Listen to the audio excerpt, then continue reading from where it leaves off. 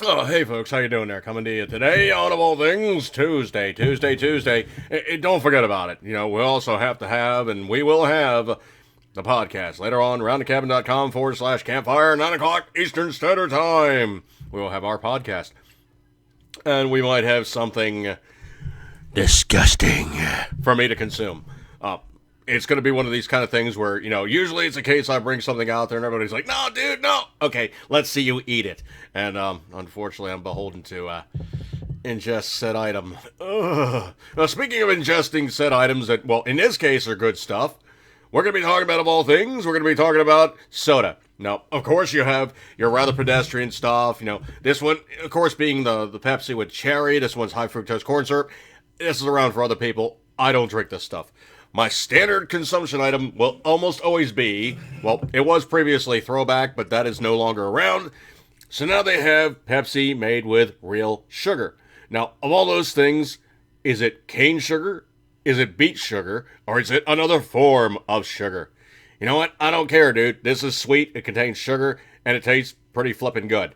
By and large, this is going to be my go-to for, just standard drinking. Now, if you guys are looking for boutique stuff and, the hardcore stuff, there's Jones Soda and there's a myriad of other names and they all use cane sugar. Okay, that's what you're looking for. You're looking for cane sugar. You're not looking for high fructose corn syrup, HFCS, or any other crap that comes out of a laboratory. You're looking for sugar.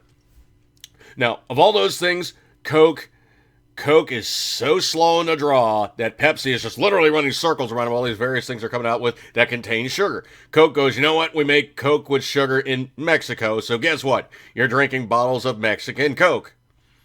Mexican Fanta, I guess it is, or all the other flavored Coke versions of soda, like your orange, your lemon, your all these other ones that are coming out of Mexico, hechi in Mexico. So literally made in Mexico, they are Mexican sodas. Buck a bottle or so, it's okay, but their sugar is slightly different. Contains more of a molasses tweak to it. It does not taste like cane sugar and the classic Coke of our youth. Now, what can you actually do even more hardcore than that if you're looking for something quick, something easy that actually does have the old, bold flavor of old?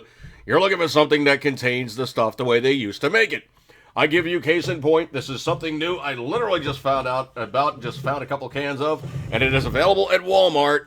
Is a Pepsi variety known as 1893. This one, of course, being the original cola. This one being the ginger cola. I have yet to have this one. I have had this one. This one, if you go to like a 7-Eleven or something along those lines, it's like $2 a can. Don't do that to yourself. Go to Walmart, it's $1 a can all day long. Now, in terms of the actual size of this, it is still a 12-ounce can. Yes, it's just a long, skinny can as opposed to a fat boy, or your standard size can. This is something more along the lines of something that you would see with like your Starbucks coffee or like your sports drinks. You see these long, skinny cans, and that's usually the way they do it. Now, what is the stuff that makes this stuff so much better than even this stuff? Well, let's just go from top to bottom here. This one contains cola nut extract, not this one, which contains cola extract. Now, here's the thing. Coca leaves, literally the stuff they make cocaine from, is where you get the flavor for Coca-Cola, Pepsi, RC, anybody's soda comes from that extract from the coca leaves. Now, in the United States, there is one place that takes in all these tons and tons and tons and tons and tons and tons and tons and tons of Coca-Cola leaves. I'm saying Coca-Cola. All these tons of coca leaves, and they extract the Coca-Cola, Pepsi, RC, everybody else that makes their cola from the cola extract. They are taking it from the coca leaves. Now, needless to say, they're also taking out a lot of vitamin X7, ingredient X7, which is the classic Coke ingredient for cocaine. Now, they take out a lot of cocaine too. But that cocaine actually does go off to the pharmaceutical side of things. And it's made legal by going through the informed guys with the accreditations to actually make completely illegal medicinal grade cocaine, which is truly something that they do actually use. They do actually use cocaine for a lot of nasal surgery and other extractives being utilized therein. Cocaine is used in those things. Now, that coca leaf extract makes pretty good soda. It is not the same thing as Coca Cola or Pepsi or anybody from the days of old made with cola nut extract. Now, I commend it to you, folks. If you put this stuff beside your standard soda and you drink this can, you drink the other stuff, this has a profound flavor difference than your standard cola. Now, what else makes this good? Well, they said it's got the cola nut extract, which is also made with real sugar, water of a very good quality, and it does have nuances on things that you do not get in other stuff. Druthers. This one does contain potassium sorbate, and that's the only thing I see that's really, really wrong here, because it says carbonated water, sugar, caramel color, phosphoric acid, sodium citrate. Sorry, that's another preservative, but it's not a bad one. Natural flavor, potassium sorbate, caffeine, gum arabic, which is kind of giving it kind of like a mouthfeel thing. The cola nut extract, and it's bottled under the authority. This and the other thing, fair trade ingredients. This and the other thing. Da da da da. Pepsi Globe, 1893, trademarks of Pepsi Cola Incorporated. Now, what does this guy actually come down to? Serving size is 1 can, calories of 150, zero fat, 55 milligrams of sodium. So it actually does have a little bit of sodium there. I think that's actually coming from the nut itself. Total carbohydrates of 40 grams. Yep, 40 grams. 39 of those are sugar, but where's the other one from? Makes you kind of wonder, though, but there's no protein, no significant source of other nutrients. And I got to tell you, man, this stuff is good. Now, here's the other thing, too, is you read the script on the back, it says, boldly blended cola made with cola nut extract, dark brown malt flavor, which it does have nuances of. I'm a Guinness fan, so it kind of does have those flavor cues. A touch of aromatic bitters, sparkling water, and real sugar. Folks, if you get a chance to try this stuff, trust me, try this stuff, comparing it to your normal standard soda, and you will notice a profound difference between stuff made with cola leaves and stuff made with cola nut. It is completely a different animal.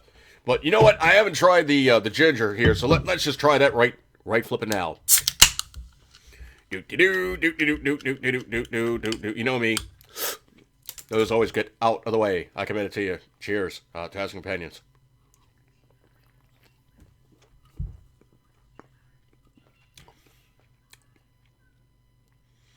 Oh, this stuff is good, man.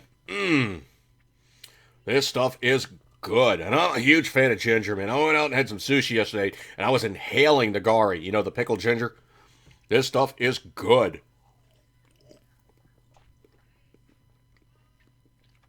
If they make this a regular pull item, man, I would be on it like, well, Hugh Hefner and a nudie bar. Yeah. Okay, let's look at this one real quick here. Calories are also 150. Same basic numbers. The sodium's the same. The carbohydrates are the same. This one contains carbonated water, sugar, caramel color, natural flavor, phosphoric acid, sodium citrate, caffeine, potassium sorbate, preserves freshener, whatever that is, modified food starch, cola nut extract, ginger aloe raisin, bottled under authority of PepsiCo. Caffeine content is 30 milligrams. Let's see, the caffeine content on this one is 34 milligrams. So apparently that ginger knocked it down a little bit. PepsiCo Fair Trade, this, that, and the other thing. This, Now, to my really seriously good, super tasting, I'm actually one of these people that's unfortunately cursed with having a super tasting type of thing going on. I pick up nuances, I pick up flavor cues, I pick up notes. You know, when the guy's going on about like, well, the wine here, it tastes like so-and-so. It has leather and chestnut and rosemary and da-da-da. I'm getting those cues, okay? Now, they have to point this out to me because I am not a trained taster. But if they put those notes down and they're saying it is what is in that stuff, I'm getting it, okay? Now, for me, the after kick on this one has a little bit of a kind of, there is a little bit of a chemical thing going on in the background, but that's just something because I noticed the very, very faint nuances of these things. I pick up on it. Flavor-wise, I mean, this stuff is top-notch, man. that you can put this up against any standard soda, and you'll be like drinking this thing going, why am I drinking the other stuff? Trust me, man. This stuff is that flipping good. I'm going to command it to you guys. I'm going to break up on this one to make the video too terribly long. Definitely do check me out later on at the podcast. If you guys could slide on by, I do appreciate it. Everything else pretty much is kind of, well, just come on by. You'll see. It's dude, after dark. You get what you get. And it's after dark, so after 9 o'clock, so we can be buddy. Oh, good times. All right, folks. As always, you know you love it. Oh, man. Soda goodness. So delicious. See you guys.